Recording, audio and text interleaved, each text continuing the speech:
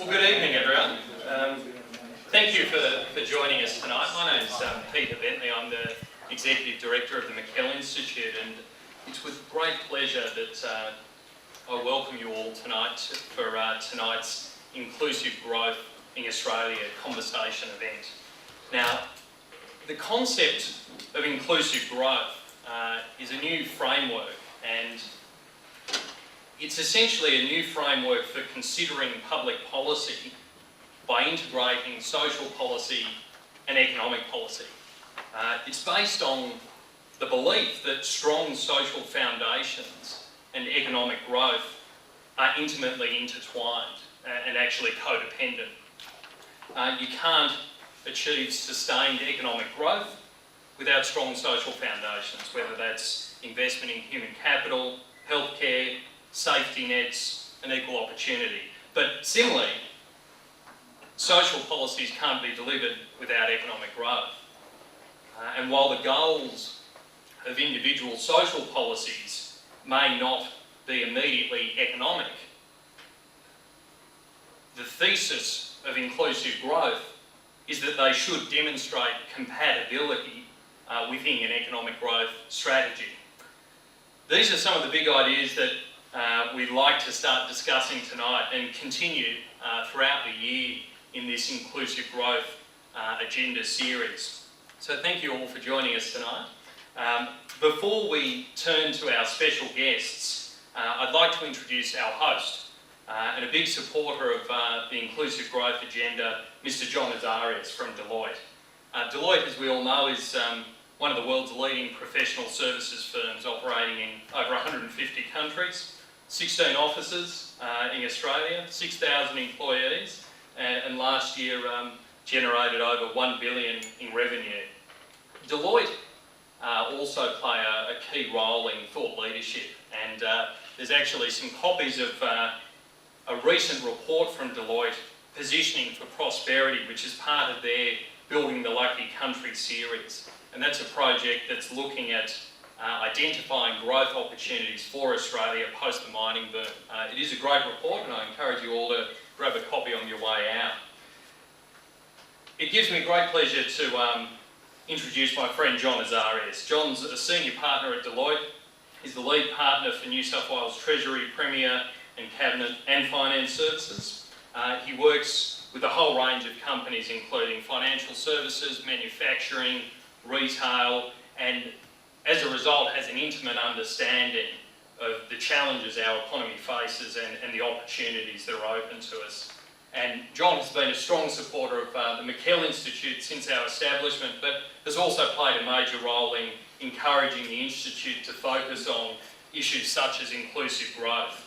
So I'd like to thank John for his support, and please welcome John Azarias.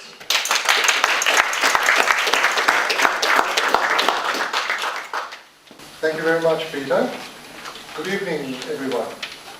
It is a pleasure for Deloitte to be hosting this important event today. The theme of the book being launched this evening could hardly be more timely. Everywhere in the world, attention is now being focused on the interdependence of growth and equality. Indeed, this was the keynote topic at the recent World Economic Forum at Davos, where business leaders and governments alike agreed that growing inequality in the world was a significant factor in retarding growth. The global chair of KPMG was quoted by Bloomberg as saying that income disparity has a very big impact on economic recovery around the world. Both sides of politics in the United States too have made it a watchword and have proposed policies to deal with the issue. So a thoughtful treatment like the one in the book we are launching tonight is very well timed, and I'm sure it will make a major contribution to the debate in Australia. On that note, Peter, may I say again how delighted Deloitte is to be sponsoring the launch tonight. I look forward to the discussions this book will provoke. Thank you very much.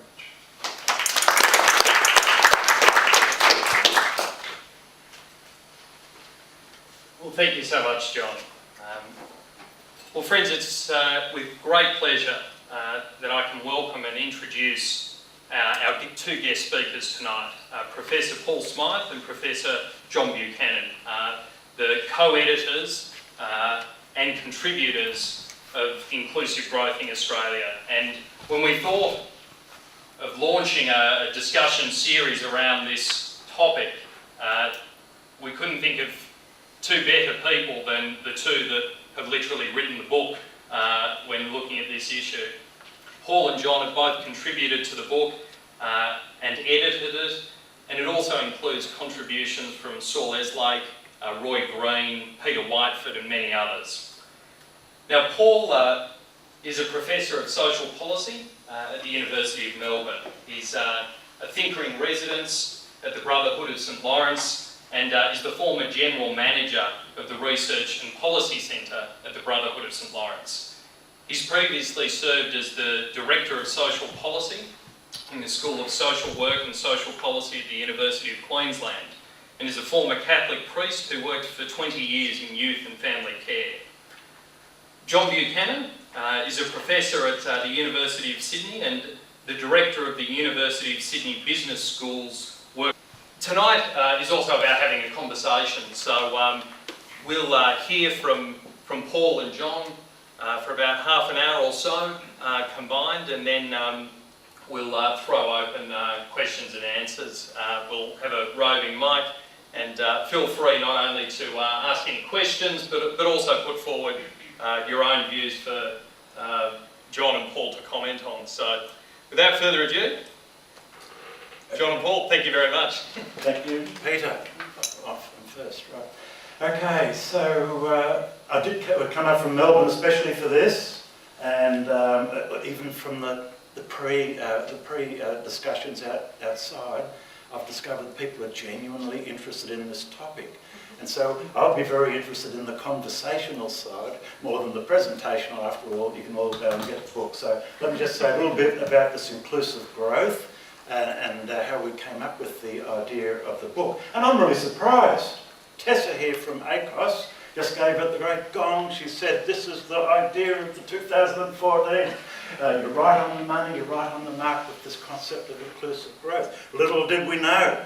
So a couple of years ago, we were putting the book together. So what is it about this idea that convinces me that its time has arrived, and also persuades me that Peter and McKELL Institute for taking up this idea and establishing a research program and a series of events to explore what it will mean in Australia, I think is right on the money.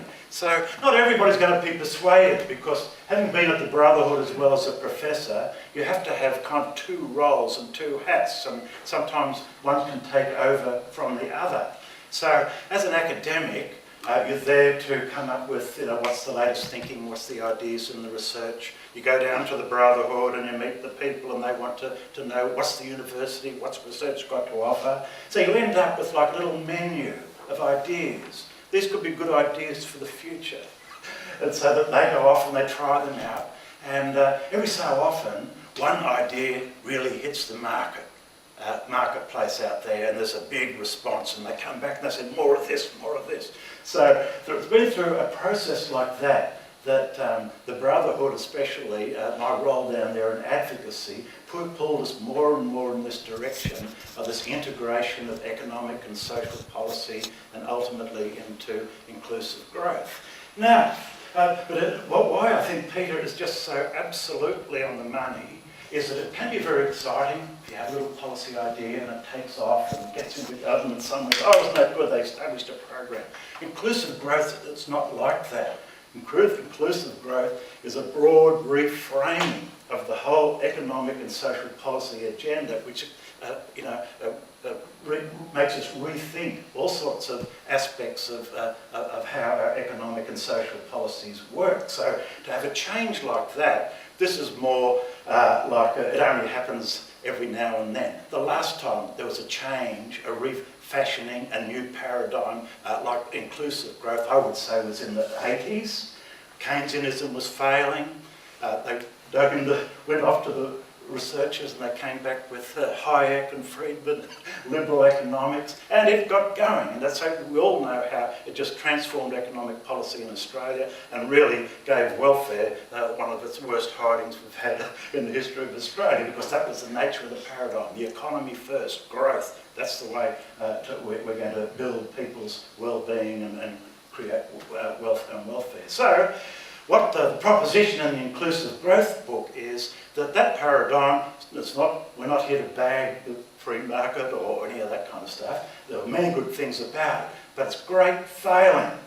The Ken Henrys and all the people who put that show on the road it was oblivious or blind or neglectful of the social dimension of the economy, and so all through that period we got this dreadful antagonism between the goals of growth and efficiency and all of that, and society and welfare, and all those people out there who are looking for handouts and subsidies and, you know, rent seekers and all that. So when I went to the Brotherhood 10 years ago, it was a mighty challenge. We were regarded as kind of low moral life, out there living off the poor, creating welfare dependency, keeping them on drip feeds of income and all of that. We had to be shut down, stop making careers out of the poor. It was a dreadful time.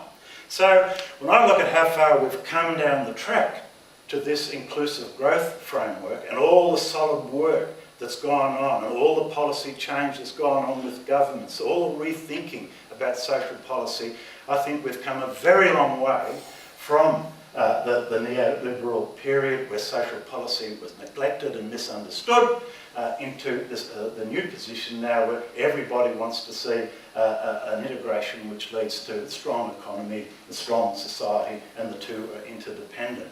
So just a couple of ideas.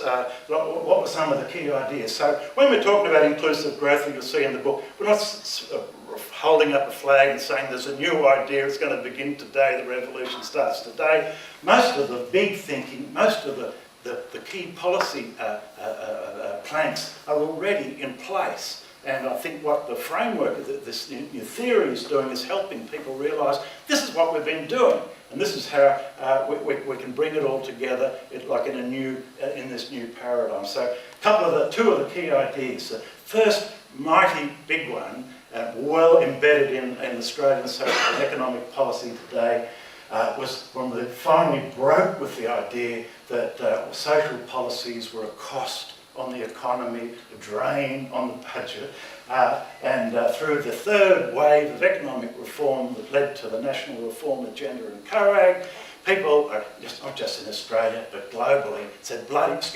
human capital expended, it's not some cost that, or consumption item, and once we've got the economy going, people will be able to afford health and education. That whole agenda, COAG agenda, brought in the idea that investing in human capital is absolutely critical, economic as much as social infrastructure. And so it's all there, it's all happening today. And our good friends from Deloitte just did the 5-year review of the COAG agenda. How are we going with early years youth, the life course spending, investment? And they've come back and said, it's time to, it's the right path, we just got to do it better, we've got to do it stronger. So that, in terms of inclusive growth, outgoes the idea of welfare as a waste and an expenditure to be reined in and cut and all that kind of stuff. And so you have the idea not of a welfare state, but the social investment state. And which is why in the EU now, each country is required to look at their social investment package. Have they got in place the kind of investments you need from early years, youth, through to retirement and ageing? So we mightn't have called it that, but I think in terms of the social investment state, we are more or less there. So I've only got 10 minutes, so John, there's another thing about wages and welfare and the harvest of Judge Burned and all that. I'll leave that to John. But where does the inclusive growth come in? Right? This is really important. A lot of that COAG stuff I just talked about was had a head of steam until we ran into the GFC. And then governments kind of lost the plot a little as they said, well, what's the use of all of that if we've got unemployment, no opportunities for people, What's the point of investing? When I meet some of my European colleagues, they say, social investment, what for? I'm from Spain or I'm from there. We need something more. So this is where the other big shift in global thinking came, and where the term inclusive growth came from, is through the World Bank. Where they're thinking, we saw a shift away again from neoliberalism and the market knows best at all times, etc., to saying that development policies these days, they have to integrate economic and social goals. It's the same stuff about human capital, the health and the education. You've got to think of that as investment. But where they're much stronger is that they say, if you're going to have sustainable economic and social policies, you've got to have a broad-based pattern of economic growth which delivers economic opportunities for all citizens, right?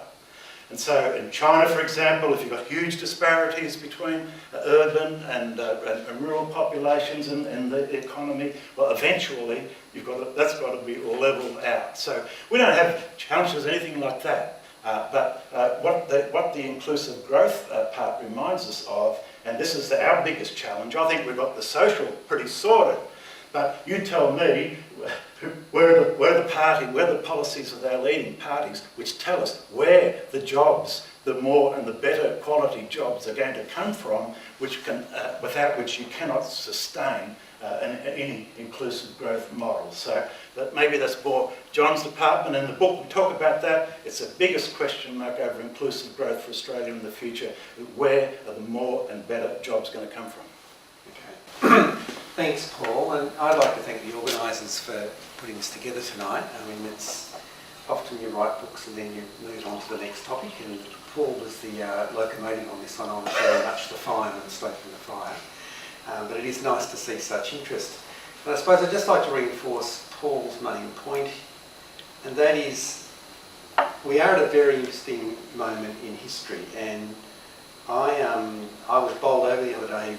Sydney University has a relationship with the OECD, and they're very keen on an information exchange between academics and researchers. And we've got the third in command who's talking about social policy, economic policy, health and welfare.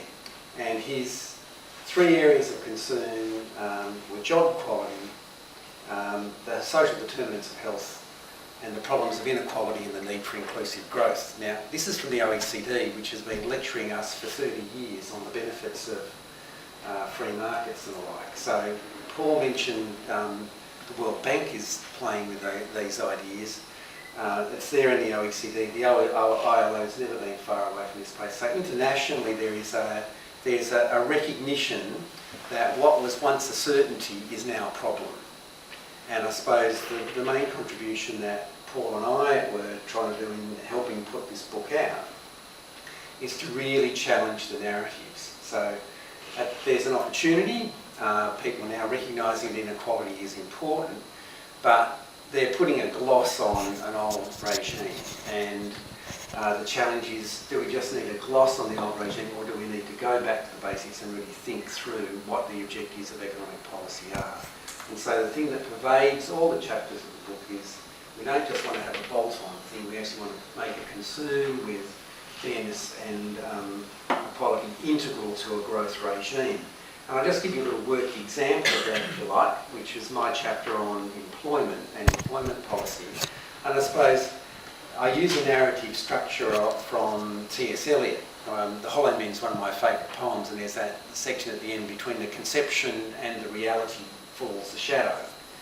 And I think that's what we've lived through. We've had the conception that if we liberate markets, if we reduce the size of government, if we allow people to become free contracting agents, everyone will be a winner. Well, I think the 30-year experiment is now proven to be of questionable and dubious value and hasn't actually been able to deliver a growth regime. I mean, let's be quite clear. Let's never forget the GFC, right? At the height of the GFC, except for a few others in the US Congress, no one said leave it to market forces. Right? When people were looking down a chasm of an economic calamity, no one said let the entrepreneurs solve it. let's be quite clear what solved that crisis. 18% of world GDP was mobilised to stabilise the situation by governments. So that proved that the neoliberal regime was a fantasy, that it actually needs a big emergency department standing by to intervene when it starts to wobble. And that's actually shaken a lot of people's confidence. But the question is, how do you do that? And I suppose what all the papers look at is that they're saying we've got to look more, we've got to look beyond this idea that the market can create wealth and then social policy can cream a little bit off and pick up the people who are left behind. Absolutely integral to the argument is you've got to take a concern with fairness to the heart of the policy regime. And so in the chapter that I've written on employment, we say problems of inequality in employment aren't solved through tax credits or giving the poor extra money, the working poor extra money. You stop the problem at source, you pay people properly. And that's been a strong vision in Australia for a long time. We had a decision in 1907 called the Harvester Judgment, which held that wages policy should be structured so that a man with a dependent wife and 3 children can live in frugal comfort. That was a very powerful image, very powerful narrative, which shaped the evolution of the labour market for about 50 or 60 years. But that decayed, and what we go through is the class dimension of that decay, the industry dimension of that decay, and the gender dimension of that decay. And the class dimension of that decay is that a big part of the dysfunctional neoliberal economic regime is that nearly all the gains of productivity have accrued to business. Now that is, and that's what we've seen, is unsustainable. If business gets too much of a share, you basically get real profit overhang. People used to talk about real wage overhang, basically you've got a real profit overhang. And so that means the actual money that is available to be spread in the form of welfare through jobs has shrunk. That's right. To quantify it, and this is a Bill Mitchell number, I got it initially from him, but it's all in the national accounts. Business today now controls 10% more of GDP than it did 30 years ago. So think about it, that's 10% of GDP. So they all whinge that they're having a hard time. Well, if they think they're having a hard time, they should try and be in the labour market and make ends meet. There's a sectoral dimension too. The Harvester Man model had a vision of manufacturing employment. At its height, manufacturing accounted for 30% of employment. It's now down to 8%. And there's been a huge growth in care work. And in fact, the flywheel that kept Australia going through the GFC was a growth in the welfare state. Care work, education, health have been the ballast that's kept the economy going. And there's been a big gender dimension to this, and whilst class inequality has got worse, women have made significant advances. Now, I'm not being anti-women here, but the really big thing that we haven't really grasped is the number of blue-collar blokes going backwards. So the proportion of men who are working poor has doubled over the last 30 years. The number of women who are working poor has basically remained the same, at about 20% of female employment. For males, it's gone up from about 7 to 15%. So basically, Australia did have a vision of inclusive growth through the male breadwinner. That's decayed, and we've got a quite unstable situation now. So at the end of my chapter, I say, well, how do we get out of this? And I think you've got to rethink how you intervene in labour demand, how you intervene in labour supply, and most importantly of all, what do you do about the productivity dividend? And if you take this idea of fairness as the starting point, then when you're thinking about labour demand, the key issue is not just simply to create as many jobs as possible to boost aggregate demand, which is a classic Keynesian position. You've got to think about what is the quality of that demand, what is the nature of the jobs that are being created, what kind of opportunities are you creating for people to flourish as individuals, and this is where we develop a notion of adaptive capacity is good for the individual. They can flourish in challenging employment, but also means the economy can respond to shocks rapidly if it's full of people who are not afraid of change. On the labour supply side, we actually say let's move away from this fantasy of the free contracting agent, let's move away from this fantasy of the male breadwinner being the hallmark of a civilised life, and look at people having choice over the life course. So that the only thing we have in common now is that we're all going to have difficult passages in life. That we've got to navigate from school to work. We've got to navigate when we have a baby, or form a family. We're going to have a spell of unemployment. we're going to be navigating into retirement and possibly back out of the workforce. Everyone is going to have those experiences of how they change different parts of their lives. At the moment, those transitions are navigated by individuals, basically with the support of family and friends. And we argue that that's not good for the individuals, but it also is not good for society, because those transitions are absolutely natural, and we need to make those transitions as easy as possible for the benefit of the individuals, but also for society to have the productive capacity to flourish. So the punchline for my story is Margaret Thatcher used to rejoice in saying we've got to have more choice, we've got to have more competition, people have got to be free to choose. But the one thing that Margaret Thatcher would never countenance is that we could have a choice about the future. She used to also like saying, there is no alternative. There is no alternative to the free market. Well, the guts of this book is saying there are choices to be made about the future. We can choose to take a concern with fairness and make it integral to the growth regime, not something that's incidental, or we may not. And I think the fact that there's been a shift in the way people are asking questions is a good sign, but the old habits die hard. And Margaret Thatcher's vision of Tina, there is no alternative, is still very strong in the central arms of economic policy. And I suppose tonight's debate will be part of the broader movement of starting to make sure that what isn't a possibility becomes a reality over the coming years.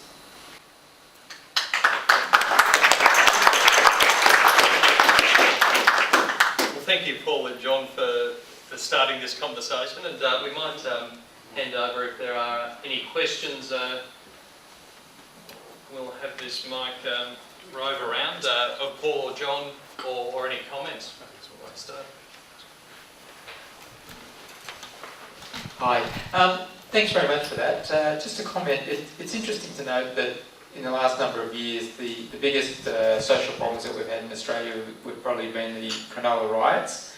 And I think that's a mark of the amount of social fabric that's there, as opposed to the London riots, which really brought down London and made headlines all around the world. Just a comment. I think that Thatcher's policies of the market is everything have really had a big impact on the social cohesion there, and ultimately, if you can't depend upon your next door neighbour for help, then you're in a fairly dire situation. But I mean, let's look at the response to that. And I mean, I was fascinated in looking at the British Conservative government's analysis, and they came up with a pretty definitive report that it was a problem with families. You know, that clearly there's been a disintegration in the capacity of the family to socialise individuals effectively. And so this is where I was talking about the need for narratives to be really challenged. They didn't actually go back to the fundamentals and say when you strip out social support beyond the family, that you're going to get these pathologies. And you've got to remember that the welfare state was originally built up in Sweden to stop babies dying. Like, Sweden had negative population growth in the 20s and 30s. It was one of the poorest countries in Europe.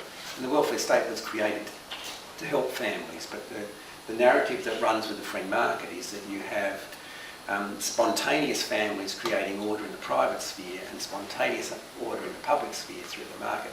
They are very powerful narratives, and at the heart of our book is they are fictitious narratives, they are unhelpful narratives, and we've got to think about the way in which we can not only share wealth, but generate wealth in a way that provides social support.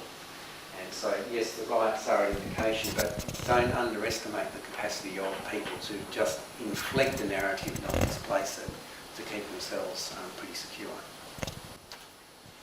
I think comparing Australia to other countries is an interesting one. One of the challenges we've got here is trying to motivate our fellow Australians around the idea of inclusive growth, because things aren't all that bad here, may I say. It's when you look at if you look at the OECD and all these people, when they're raving on about the worst inequality in 30 years and unemployment, there's so many million people. You read the text on the United States, Stiglitz and Jeffrey Sachs and all these people, even the conservative sociologists writing about the book Coming Apart. Like, it's just so some of those countries where social mobility in the US is, stopped. People talk about the social contract is broken. There's no log cabin to White House anymore. We still have quite high levels of social mobility. The welfare system has done a reasonable job in offsetting the greater inequality. So I think that's one of the things that the way I've tried to get around that is to say, well, look, if the whole world is moving to this new paradigm, whereas the OECD take their slogans, we've got to boost growth while reducing inequality. If we look at the China, where we used to have this idea they're going to roll over us because they don't have any welfare. There's no social spending. How will we ever compete with those developing economies? Now they're talking about 25% of the GDP or whatever was that the promise is to go into social spending. They have their own welfare state emerging. The neighbouring countries like Indonesia just putting in universal national health insurance started on January 1 this year. Like the world is moving towards a different model now where it's how do you integrate and join the economic and the social goals. So we should be saying, well, if things aren't that bad here, we should be positioning ourselves as front runners, people who haven't done too bad in integrating economic and social. Let's talk about how we can do it a lot better.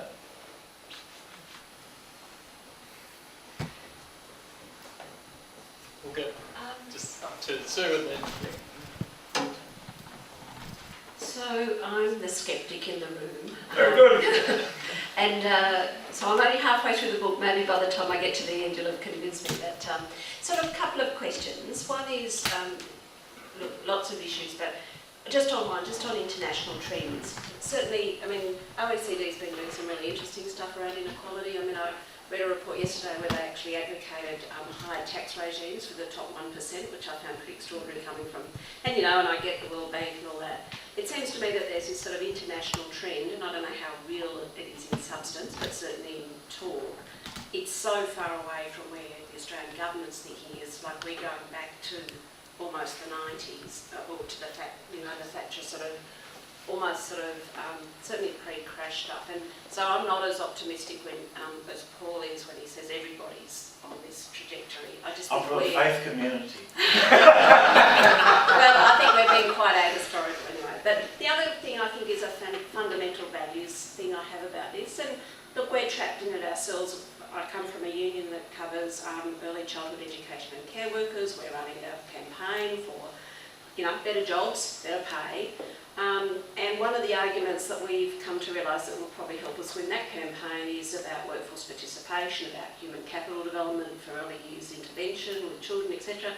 But geez, at the end of the day, shouldn't we also be just talking about it's the right thing to do for our kids? And I sort of feel like when you put the economics in the centre of a values proposition, there's a reductionist outcome that we lose something as a society in it.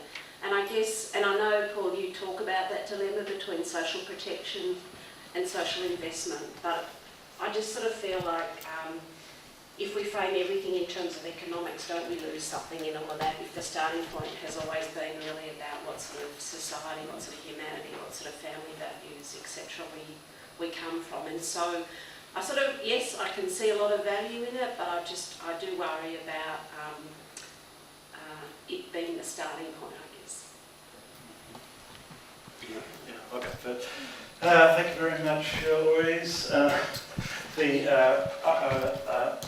really big on the idea of the economic justification for social investment, and my hero in all of this, or inspiration, is your Amartya Sen, with his theory of capabilities, which our own Federal Treasury embraces as its framework for economic well-being. And so if you think about it, like his theory, it's about capabilities and ensuring that every individual has the resources that they need to be able to lead or choose the lives they value. Like very influential in social and economic policy in Australia, and Noel Pearson and other people like that. We're all on board with this. So when you think about it, well, if the person's going to achieve their potential and live the life, part of it is going to be economic. They're going to get a job. So we want them to have the best skills and the best education to be as productive as they can be. That should be their economic rights and entitlements to be able to do that. But as Sen says, people don't come like as an economic thing, a social thing. Their education, their health, the strength of their community, all of these things are wrapped up in making the good individuals. So I think let's be positive about the importance of giving people the economic the economic side of their self, the opportunity to flourish. But you can't separate it off from the social side. And if you're doing good for one, you're doing good for the other. So I think let's not have the old thinking always of seeing the social somehow against the economic. The economics may be a bit bad. Yeah. Look, Louise, you always ask the best questions. I've got two responses. First of all, I actually think your analysis of the situation is spot on. If we can take an analogy from recent Chinese history, you might remember in the latter half of the 1950s, Mao unleashed the Great Leap Forward, which was all about collectivising farms, boosting targets, in using the new socialist experiment to deliver spectacular productivity gains. And what happened is that local Communist Party officials lied that they were hitting the targets because they couldn't face the shame of not hitting the new productivity outcomes. And as a result of the Great Leap Forward, it's conservatively estimated that at least 20 million died and probably 40 million died. The Communist Party admits that 20 million died. This was an absolute catastrophe, right? And by 1961, the Chinese Communist Party said, enough's enough. We've just got to let some peasants plant food and grow it. And there was a debate in the central organs of the party, and it was much like the World Bank and the OECD talking about a more sensible way of going things. And then 3 years later, Mao said, wrong analysis, we just didn't implement the ideology thoroughly enough. And we had the Cultural Revolution, and it took the Chinese another 20 years to get rid of that Maoist madness. Now, I think we're at China 1961, right? We've had the GFC. We haven't killed 40 million people, but there's been an awful lot of social damage done over the last 30 years. And the experiment, from where I sit, has failed. But the true believers who have their hands on the levers of power in Canberra are very much like Mao, biding their time, and they're basically saying, you've seen this in the IR debate already, at a time when the world economy is in a very fragile state, what's the first thing they launch? A Royal Commission into Corruption in Unions. Now, talk about misspecification of what the key problems of the day are. They're not talking about inequality, they're talking about demonising people who ask too many questions. Now, there are problems in unions, there's that, but these are minor compared to what's going on. So I think this one, think of China 1961. I tried to spell some gloom here, Peter. Like this idea that we're going to go back to the 1990s or something, it's just not, it's not on. You can't step in the same stream twice. And even if, I remember when John Howard became Prime Minister and there was going to be launched all these ending welfare as we know it and all that kind of stuff, he ended up with the biggest social expenditure in history up to that time anyway. Because he got mugged, the ideology got mugged by reality. He was the best supporter of families with family tax A and family tax B. He understood that if he wanted to be Prime Minister, then he was smart. And it was a conservative social policy, which promoted sort of a certain family and formation and all of that. But he became a big social spender. And even this agenda I'm talking about the investment in human capital, the COAG and all that was initiated through the Victorian government, but back in John Howard's day. So I think on one hand, there might even be a few people in the government who have this wishful thinking that they're going to return to Margaret Thatcher's days and recover the lost kingdom. But I think the world has just moved on far too far, and the politicians are far too smart to think that that's ever going to happen. All I would say is the Cultural Revolution was different to the Great Leap Forward. And I think what Paul and I are trying to do in this book is give the ingredients for a new way of thinking, but this is scratching the surface, and this is why I said that the underlying narratives are still essentially the same. There's a gloss, there's a concern with inequality that's not actually going to the heart of what the models of business development are. Shareholder value still reigns supreme in the allocation of resources. Loose monetary policies and their pumping up of debt still remain the primary sources of growth. There are deep problems in the models that we have for businesses at the micro level and the macro level. So, as I say, the cultural rev was different to the Great Leap Forward. Louise has also struck, she's picked me out, she's exposed me in public. Yes, I confess now, I'm a left productivist. You know, I think unless you get the economy right, you kind of miss the boat. But that is an incredibly uninspiring vision, right? I say that as a kind of pragmatic social policy researcher, but within me, and what drives me as an individual, is Aristotle's vision of what human flourishing is about, and that's companionship and contemplation. And so it's not economic growth for its own sake. We're trying to get to a world where people can have time to think and reflect and to love and to have friendship. That vision has been lost. That notion of a higher civilization has been lost in the productivist argument. So it's a good question, and I don't have a simple answer to it, but I think it's good to be called out periodically for being for drifting into that kind of